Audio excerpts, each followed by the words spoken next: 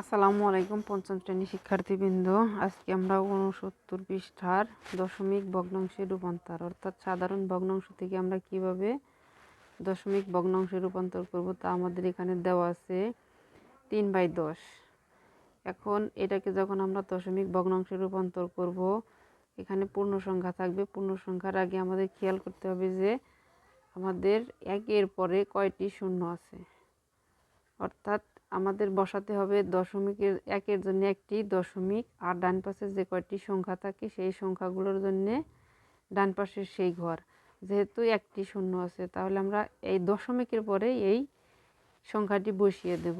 মোট কথা হচ্ছে যে দশমিকের পরে আমাদের শূন্য সংখ্যা যে কয়টা হবে ওই ঘর পরেই আমাদের সংখ্যাটা বসবে।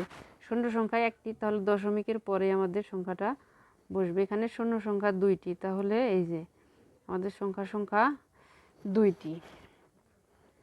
অর্থাৎ মোট কথা যে এই দশমিকের পরে যে কয়টি শূন্য থাকবে সেই কয় ঘর ডান পাশে সংখ্যা বসবে।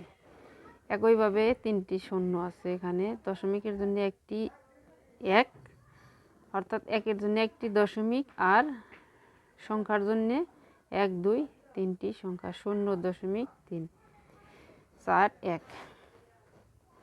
এখন এটাকে যদি আমরা দশমিক ভগ্নাংশে রূপান্তর করতে যাই, সেই হিসাবে আমাদের প্রথম টার্গেট থাকবে এখানে 10 বানানো, অথবা 10 না পারলে 100 বানানো, 100 না হলে সেটাকে 1000 বানানো, 1000 না হলে 10,000 বানানো। এইভাবে আমাদের সংখ্যাগুলোকে রূপান্তর করতে হবে। একইভাবে যেমন এখানে 10 বানানোর জন্য আমার 5কে কত দিয়ে গুণ করা হয়েছে? 2 দিয়ে গুণ করা হয়েছে। এই 2 দিয়েই কিন্তু আবার আমার উপরের সংখ্যাটাকে, অর্থাৎ ভগ্নাংশের হর এবং লবকে একই সংখ্যা দিয়ে গুণ করতে হবে। 5 দুগুণে 10, 3 দুগুণে 6। এখন এটাকে আমি দশমিক ভগ্নাংশে রূপান্তর করব। যে শূন্য একটি থাকবে, শূন্যর পরে দশমিকের জন্যে একের জন্য একটি দশমিক, শূন্যের জন্যে আমাদের এই সংখ্যাটা। এখন এটাকে আমাদের কি 4 দিয়ে গুণ করতে হয়েছে। 4 25 100, 4 7 28। এভাবে সবগুলো। এখন এই 20কে আমরা কত দিয়ে গুণ করতে পারি? 5 দিয়ে গুণ করতে পারি। 5 20, তাহলে এটাকে আমাকে 5 দিয়ে গুণ করতে হবে। 5 20 100, 100 5 7 35। তাহলে আমরা কি করব?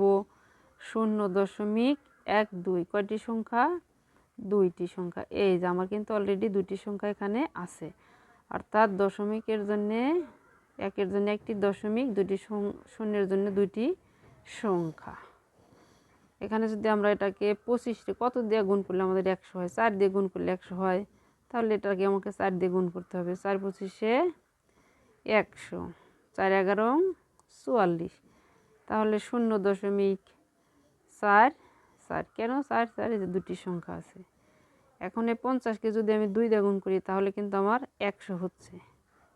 100 7 দুগুণে 14, 4 হাতের 1, 3 দুগুণে 6 1 7 74, 0.47। এখন আমরা এই 4কে কত দিয়ে গুণ করলে আমাদের 100 হবে? 25 দিয়ে গুণ করলে 4 25 100, 25কে 25, 4 25 100, অর্থাৎ 0.25। এভাবে আমরা সকল সমস্যার সমাধান করতে পারি।